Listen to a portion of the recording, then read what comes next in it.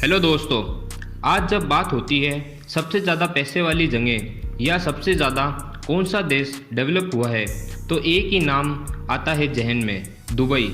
लेकिन दोस्तों, आपको बता दें, दुबई पहले से अमीर नहीं था, ना उसके पास इतना पैसा था।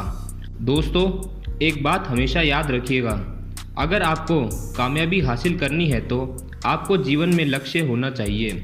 आपको पता होना चाहिए कि आपको क्या करना है, फिर आपको कामयाब होने से कोई नहीं रोक सकता।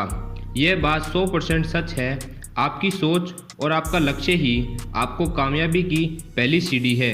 आज मैं आपको दुबई के किंग की सोच और एक मजबूत लक्ष्य के बारे में बताने जा रहा हूँ, जिसने अपनी सोच से दुबई को रेस से आज पैसों का महल बना दिया। आज हम आपको दुबई के पास इतना पैसा कहाँ से आ रहा है बताने वाले हैं, जिसको आपने आज से पहले कभी नहीं सुना होगा। आपके पास पैसे नहीं हैं तो यकीन मानिए कोई परेशानी नहीं है, लेकिन अगर आपके पास लक्ष्य नहीं है तो समझिए ये बहुत बड़ी समस्या है। आज से ज़्यादा लंबे समय पहले नहीं, करीब 20 साल पहले दुबई के पास ना सोना था ना चांदी थी, ऐसा कुछ भी नहीं था। लेकिन फिर हमारे जहन में एक सवाल आता है, अचानक ऐसा क्या हुआ कि रेत वाला दुबई आज 20 साल बाद इस दुनिया में रहते हुए एक अलग दुनिया बन गया। आखिर ये कैसे हुआ कि जहाँ रेत ही रेत थी वहाँ आज बड़े बड़े टावर बन गए हैं, और ऐसे वैसे टावर नहीं, दुनिया के सबसे ऊंचे टावर और सबसे ज़्यादा ऊंची इमारतें भी आज दुबई में ही हैं। दोस्तों, आज जो दुबई आप देख रहे हैं वह सिर्फ एक आदमी की सोच की वजह से हुआ है। हाँ दोस्तों, और उस शख्स का नाम है शेख मोहम्मद बिन रशीद अल मखदूम। इनके पास इतने पैसे नहीं थे जितने कि अरब के बाकी देशों के पास थे, लेकिन फिर भी आज ये सबसे आगे निकल गए हैं। यह सिर्फ उनकी सोच और उनके लक्ष्य के बारे में सोचने से हुआ है। आज दुबई दुनिया का कैपिटल बन गया है, यह ग्लोबल हब है, यह दुनिया का 3rd सबसे ज़्यादा टूरिस्ट वाला देश बन गया है। दोस्तों, दुबई के पास ना खुद का खाना है, ना पीना है, ना मिनरल है, तो फिर दुबई के पास ऐसा क्या है? कैसे अचानक यह इतना कामयाब शहर बन गया? दोस्तों, दुबई के पास यह सब ना होकर भी शेख मोहम्मद बिन रशीद अल मखदूम जैसे शानदार वर्ल्ड लीडर है, जिनकी सोच कमाल की है। आप और मैं 2 से 3 साल आगे का प्लान करते हैं, यह देश के लिए आगे के 10 साल का प्लान करते हैं। इनकी प्लानिंग साफ होती है कि अभी कहां पर है और 10 साल के बाद कहां पर पहुंचना है, और ये पहुंच भी जाते हैं क्योंकि इनकी सोच और लक्ष्य साफ होता है। दोस्तों, सबको लगता है दुबई के पास तेल का भंडार है और वहीं से दुबई इतनी डेवलप हुई है, और तेल की वजह से ही आज दुबई में इतनी ऊंची इमारतें, आलीशान चीज़ें। मगर हम आपको बता दें, तेल का रेवेन्यू दुबई का केवल और केवल 1% है। तो फिर आप सोच रहे होंगे पैसा कहाँ से आता है? यहीं पर शेख मोहम्मद बिन रशीद अल मखदूम ने मास्टर स्ट्रोक लगाया।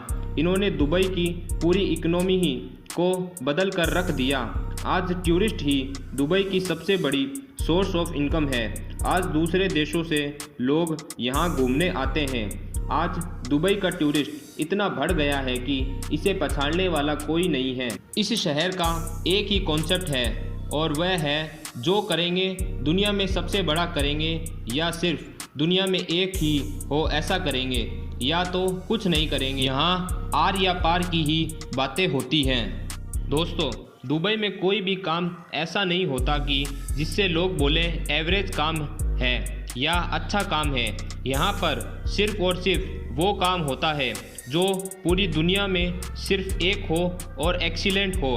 अगर ये बिल्डिंग बनाएंगे तो यह सोच कर बनाएंगे कि वह दुनिया की एकमात्र बिल्डिंग हो और दुनिया में सबसे ऊंची हो। यहाँ तक कि दुबई में आपको समुद्र के अंदर टेनिस स्कोप बना दिख जाएगा, जो दुनिया में दुबई में एक ही देखने को मिलेगा। दुबई में वैसे तो बहुत शानदार और लग्जरी होटल्स हैं, पर यहाँ आपको एकमात्र 7 स्टार होटल देखने को मिल जाएगा, जिसकी शानदार लग्जरी के साथ साथ यहाँ चारों तरफ समुद्र है। यहाँ पर आपको अमीरी हर जगह साफ साफ नज़र आएगी। यहाँ आपको एक से बढ़कर एक प्रोजेक्ट तैयार होते नज़र आते हैं। सबसे ज़्यादा हैरानी की बात यह है कि दुबई में जो होगा कुछ छोटा नहीं होता, यहाँ वही होगा जो दुनिया का सबसे बड़ा होता है, क्योंकि यह जानते हैं कि जब तक आप कुछ अलग नहीं करेंगे तब तक कुछ अलग परिणाम नहीं आएगा। जब तक आप सबसे बड़ा काम नहीं करेंगे जब तक बड़ी खबर नहीं बनेगी। दोस्तों, आज बुर्ज खलीफा को देख लो। इसको भी दुनिया की सबसे बड़ी और सबसे अनोखी बिल्डिंग सोचकर बनाया गया था। यह सब एक टूरिस्ट सेक्टर को अपनी तरफ अट्रैक्ट करने के लिए बनाए जाते हैं, क्योंकि जब ऐसी चीज़ें बनती हैं जो सिर्फ दुनिया में एक हो तो इसके बारे में बातें होती हैं और टूरिस्ट सेक्टर बढ़ने लगता है। इसके अलावा बिजनेस करने का तरीका देखो। बुर्ज खलीफा का एक एक घर अरबों रुपए में बिके हैं।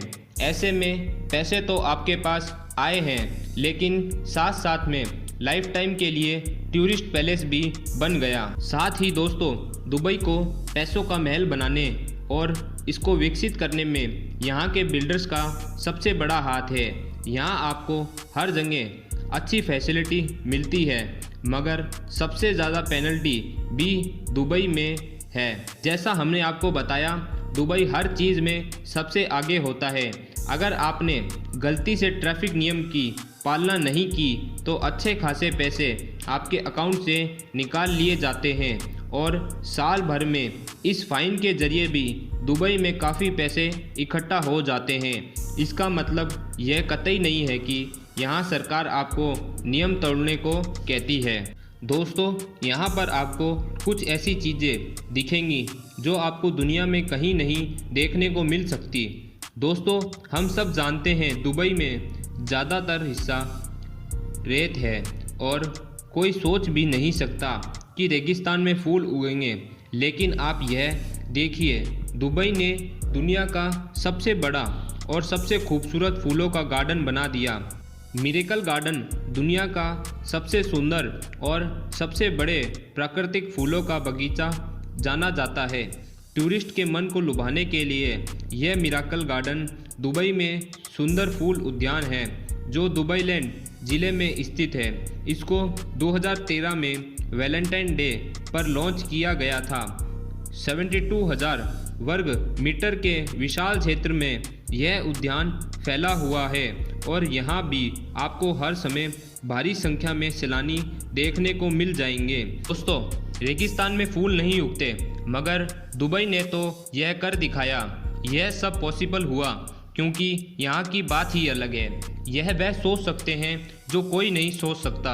आपकी सोच ही आपके बारे में आगे डिसाइड करता है कि आप कहाँ तक जाएंगे और लोग इसे कितना पसंद करेंगे, और जो काम आप कर रहे हैं उससे आप लूज़र बनेंगे या चैम्पियन, यह सिर्फ आपकी सोच पर डिपेंड करता है। दोस्तों, जब ये देश इतना अमीर है तो आपको पता ही होगा यहाँ की पुलिस भी पूरी दुनिया में सबसे अलग ही होगी। दोस्तों, क्या आप यकीन कर सकते हैं कि दुबई की पुलिस दुनिया की सबसे अमीर पुलिस कहलाती है? तो कैसे यहाँ की पुलिस इतना अमीर बन गई? कहाँ से दुबई की पुलिस के पास इतना पैसा आता है?